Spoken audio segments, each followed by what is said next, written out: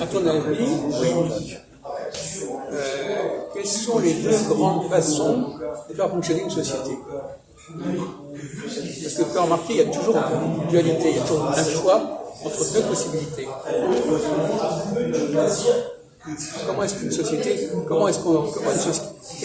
quel est le mode de fonctionnement d'une société et comment peut-on modifier ce mode de fonctionnement? On a l'impression que cette mode de société que je vois actuellement, les gens, c'est de quartier par quartier. Donc ils habitent ensemble, ils se connaissent, ils se fréquentent, et ils sortent aussi ensemble en même temps. Voilà. Par exemple, dans les quartiers populaires ou dans les HLM, je vois beaucoup des jeunes entre eux, groupés, sortir, des copains, des copines aussi. Voilà. Ça c'est vraiment voilà. Et après, il y a un autre mode de société où des gens aisés, voilà, qui sont un peu plus discrets, qui sortent dans des lieux culturels, qui rentrent chez eux, qui font des soirées à domicile aussi, voilà.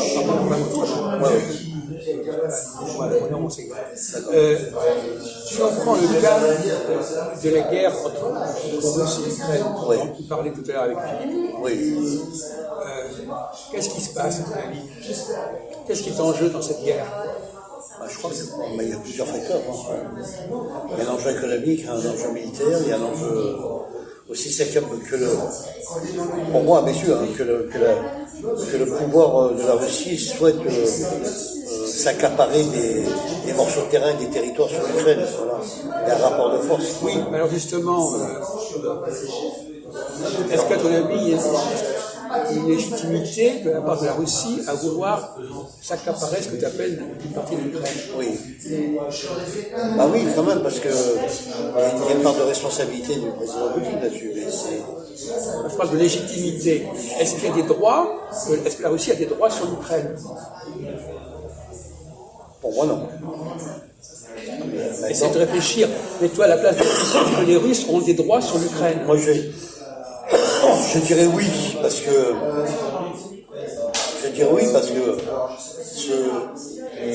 ce droit-là explique un certain nombre de causes qui ont été des infrastructures dont l'Ukraine a été reconstruite sur le plan de l'urbanisation, de la civilisation, de beaucoup de choses comme ça. Donc, je crois que pour moi, la Russie a son mot à dire sur l'Ukraine. C'est eux qui ont fait bâtir l'Ukraine en même temps. Ah bon? Ils ont expliqué ça aux informations. Donc la Russie a quand même sa part de pouvoir de décider et de voir ce qu'ils veulent vraiment. Non mais est-ce que l'Ukraine, à ton avis, quel est historiquement son rapport avec la Russie?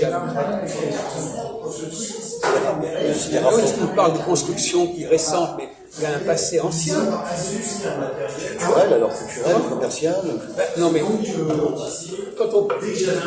faut faire entre l'Ukraine et la Russie, ils sont extrêmement liés au départ. Bien sûr. Ils pratiquent oui, ils sont liés, puis ils parlent la même culture, ils parlent la même langue.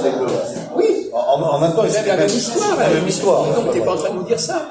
Non, mais on parle d'infrastructure, je sais pas quoi. Oui, mais ça, c'est encore des domaines capitaux, mais après. Non. Et puis l'Ukraine, elle a fait partie de. L'Ukraine, elle a fait partie de la Russie. De l'URSS. De l'URSS, bien sûr. Mais il faut le dire. C'est le communisme. Ah oui, mais t'as raison. Il faut le dire. C'est le communisme, tout à fait. C'est pas un hasard. Elle a fait partie de même ensemble. Ouais. Bon, à l'époque de Boumediene, le premier secrétaire d'État soviétique, tu as raison. Comment tu dis?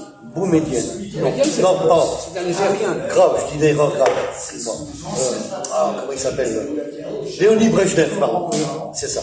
C'est Léonid Brejnev qui a, à l'époque du communisme, du RSS. Ils ont une grande histoire, tu as raison. Ils ont une grande histoire. Le rapport de la Russie, le territoire de la Russie, l'URSS, quoi. Et l'Ukraine. Bon, alors là, la question qui se pose. Bon, la chute du communisme, c'est la question qui se pose, c'est est-ce qu'il faut sacraliser? Est-ce que les pays ont des frontières sacrées?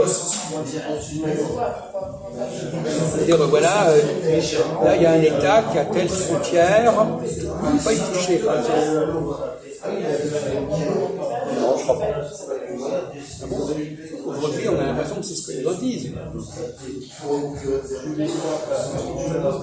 Bon, alors il y en a un, mais il y a peut-être un libre accès de traverser des pays les uns vers les autres. Non, mais aujourd'hui, non, mais attends, on ne peut pas dire n'importe quoi. On ne peut pas dire ça, tu ne peux pas dire ça tranquillement. Ouais. Si tu dis ça comme ça, on va te dire, mais qu'est-ce que tu racontes? On ne peut pas dire ça tranquillement. Non, attends, sur le plan d'État, tu as raison. Chaque pays a ses frontières. Mais moi, je ne suis pas en train de dire que j'ai raison, je pose la question. Je ne suis pas en train de dire quoi que ce soit. D'accord. J'essaie simplement que tu sois cohérent dans ce que tu dis. D'accord. Alors, donc, dans mon avis à moi, chaque pays a tous des frontières. Voilà. Quel que soit. Et la alors, Pologne, la Russie, l'Allemagne, la Suède. Non, mais justement, Tous ces pays-là, à un moment de l'Est. donné, ces pays faisaient partie de l'URSS, donc ils étaient dans les frontières de l'URSS. Ouais. Et à partir du moment où ils en sont sortis. Sur le plan politique, voilà. Donc, ce ne sont pas des frontières qui sont intangibles. Non. Tu es en train de dire le contraire. Tu dis que, voilà, alors il faut savoir combien c'est des frontières qui ne bougent pas, combien c'est des frontières qui peuvent bouger. Ouais. Donc là, tu as des frontières qui ont peut-être bougé, comme tu dis, là, et puis qui sont plus d'un ordre des frontières dès le départ, quoi, qui ont été mis en place. Quoi. Tu es en train de dire, il y a une minute, tu disais, ah ben non, les frontières, ça bouge plus, ça veut que ça bouge. Non, je veux dire, je parlais sur le plan de la population déplacée, là, les gens qui partent en voyage, tout ça. Il y a des accès. Mais maintenant, une frontière, ça reste une frontière, Jacques. Voilà. Comment? Pour moi, une frontière reste une frontière. Oui. La frontière de la France, la frontière de l'Italie. Justement, la frontière de la France, elle a bougé. Avant, la France, elle comportait l'Algérie, par exemple. Ouais. Oui, la colonisation. Bon, alors donc, la colonisation, c'est la remise en question des frontières. Les frontières, voilà, exactement. Donc on voit bien que laisser sa colonisation en même temps. Et même l'Union européenne. Oui. Ah oui. Le rapport aux frontières, c'est quoi l'Union européenne? L'Union européenne, c'est les 27 pays. Non mais, son rapport aux frontières. Ouais. Au sein de l'Union européenne, est-ce que les frontières sont dans la même situation qu'avant l'Union européenne? Moi, je dirais... Oui, ça n'a pas changé. Mais si, ça a changé. Ah bon? Oui, l'Union européenne, il y a des tas de choses qui sont globales, qui sont supranationales, et les frontières sont plus secondaires. D'accord. Ouais, tu veux dire, sur le plan de l'État national, il y a des pays qui sont regroupés et il y a moins de frontières. L'Union européenne, c'est pas la religion des frontières, l'Union européenne. Désolé. Non. Bon, ben, tu vois, toi, c'est un problème, tu es décalé. Tu as un discours et puis tu es dans une situation en Europe. C'est comme pour les lettres, tu as un discours et puis après tu es décalé par rapport à notre truc. Tu dis un truc et puis après tu t'aperçois que ben non, c'est pas ça. L'Union européenne, c'est pas la religion des frontières. Non. Ben voilà. Non, pas du tout. Ben non, mais pas du tout.